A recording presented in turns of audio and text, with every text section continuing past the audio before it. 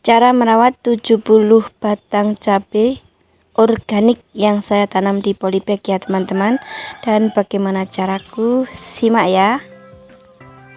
Oke, assalamualaikum warahmatullahi wabarakatuh. Selamat pagi teman-teman. Semoga teman-teman hari ini dalam keadaan sehat walafiat ya, tak kurang suatu apa, dimudahkan segala urusan dan dilancarkan rezekinya ya. Amin amin ya robbal alamin. Nah teman-teman, kali ini aku sebelum menggarap pesanan di dapur ya, ini saya sempatkan dulu merawat sebentar lombok-lombok saya ya. Ini ada 70 batang ya teman-teman. Dan pertama ya, ini saya sirami dengan menggunakan baceman. Baceman ini terbuat dari kulit pisang ya. Kebetulan saya ini tukang roti, jadi kulit pisangnya itu kalau sekali dapat pesanan banyak itu pasti membludak ya teman-teman, bisa berember-ember begitu ya teman-teman. Dan saya gunakan untuk menjadi pupuk ya. Saya fermentasi ya, saya rendam di ember ya teman-teman. Kemudian setelah menjadi pupuk, kemudian saya siramkan ke lombok-lombok ini. Jadi lombok saya ini 100% tidak menggunakan pupuk kimia ya. Selain kotoran kambing ya, saya menggunakan pupuk dari kulit pisang ya teman-teman. Dan juga kalau misalnya kita lagi oncek-oncek berambang itu ya, itu kulitnya saya gunakan juga, saya masukkan ke dalam situ jadi satu ya, kita uplek di situ. Kemudian saya tambahkan micin ya teman-teman. Nah kalau sudah 1 minggu ya, itu airnya bisa digunakan untuk siram-siram. Siram-siram di sini tidak siram sampai basah gitu ya, hanya secukupnya atau kurang lebih 1 sampai 2 gelas itu aja sudah cukup ya. Disiramkan seminggu sekali ya teman-teman, atau sak kobre ya teman-teman. Ya maklum lah, karena saking sibuknya kadang ya lebih, kadang ya kurang, atau ya pokoknya lihat waktu saja ya teman-teman. Nggak harus seminggu sekali, enggak ya. Ini karena tidak mengandung apapun, kalaupun disiram tiap hari juga insya Allah aman. Nah ini ya teman-teman, ini sudah hampir habis ya. Ini baunya agak kecut-kecut, enak, seger gitu ya teman-teman. Dan nanti sesudah habis airnya itu bisa kita tambahkan lagi. Ini bisa digunakan 3-4 kali ya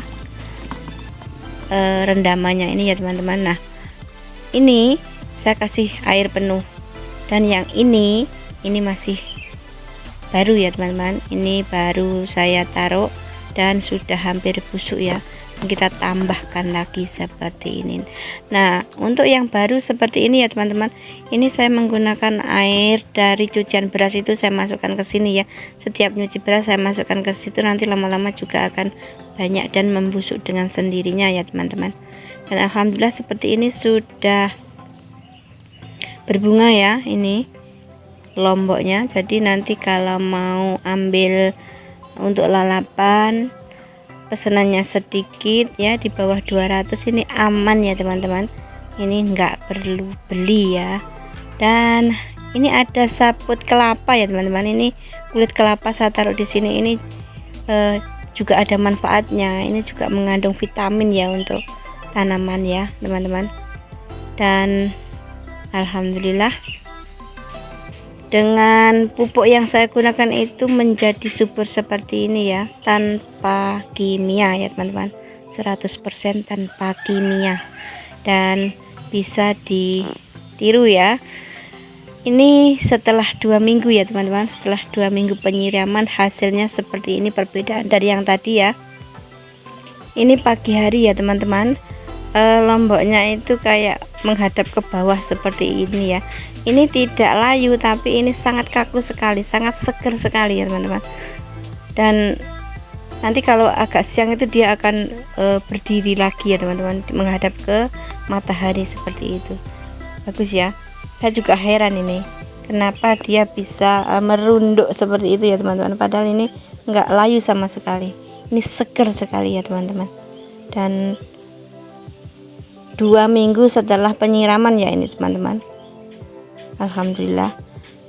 Dan ini sudah saya renggangkan ya, karena sudah agak ngerembayong ya, batang-batangnya itu sudah banyak, dan kalau terlalu dekat nanti kurang bagus ya, kurang angin ya teman-teman.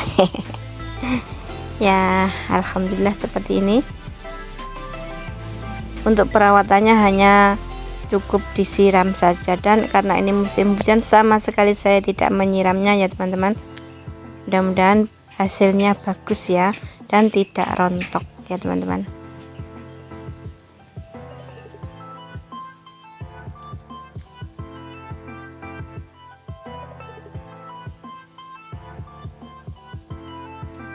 Sebenarnya ini usianya sama ya teman-teman, dari yang sudah berbunga itu dengan yang ini. Hanya saja ketika saya nanamnya di polybag besar itu berbeda waktunya ya, karena saya menginginkan melintu ya teman-teman, selalu ada, jadi nggak kehabisan ya nanti. Dan nanti insya Allah saya juga akan nanam yang lebih kecil lagi di polybag yang lain ya.